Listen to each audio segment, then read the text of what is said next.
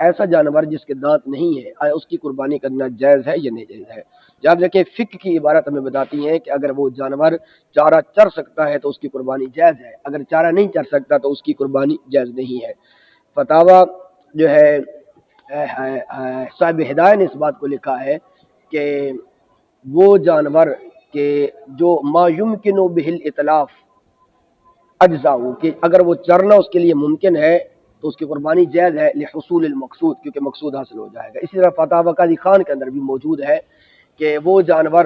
کہ جس کے دانت نہیں ہے لیکن قدرہ بہل اتنے موجود ہے کہ قدرہ بہل اطلاف جازا ویلا فلا، کہ اس کے ساتھ وہ چر سکتا ہے اور اس کی قربانی جائز ہے۔ اسی طرح فتاوی ہندیہ یعنی فتاوی عالمگیری کے اندر بھی یہ بات موضوع ہے، اما الحتما الذی لا اسنان له، حتما اس جانور کو کہتے ہیں جس کے دانت نہیں ہے، فرماتے ہیں ان ترعا وطالف، اگر وہ چر سکتا ہے تو اس کی قربانی جائز ہے، والا فلا، اس کی قربانی وغیرہ جائز نہیں ہے۔ تو لہٰذا